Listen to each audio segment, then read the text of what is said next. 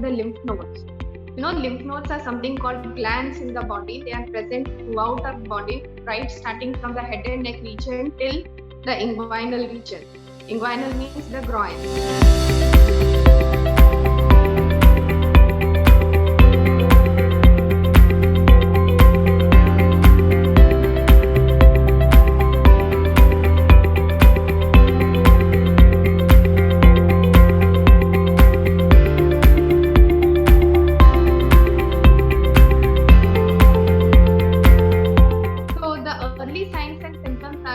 People say that they are losing weight in a specified period of time. They do not have an adequate appetite.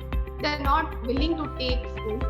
Then there are sometimes known as called night sweats, drenching night sweats. Even when everyone at home is feeling cold, the patient will be saying that he's feeling hot and there is a lot of sweat. So these are called the B symptoms of lymphoma.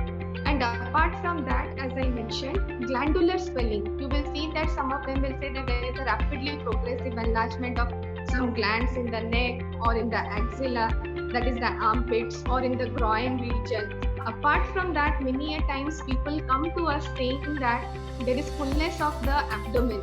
There is an organ like the liver, there is also an organ called the spleen. And the spleen is also a part of the hematopoietic system. Some patients only present with a splenomegaly.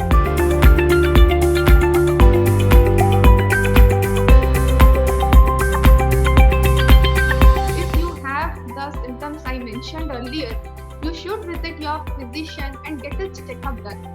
Very important is also just not to have a physical examination but also a routine hematological investigation. Whenever you have a lymph node, very often in India we have tuberculosis.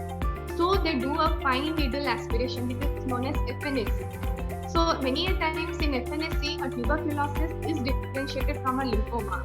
But only FNAC is not sufficient. The next step is to get that node excised, see it in the histopathology, that is the biopsy is done, and then you finally grade lymphomas. So once a biopsy is done, then after that it is the work of the physician to actually do further workup on these tests. But for the patients, I would say that get the blood test, the routine blood test done, and the biopsy done, or the fine needle aspiration done. So you rule out whether it is tuberculosis or it is a lymphoma.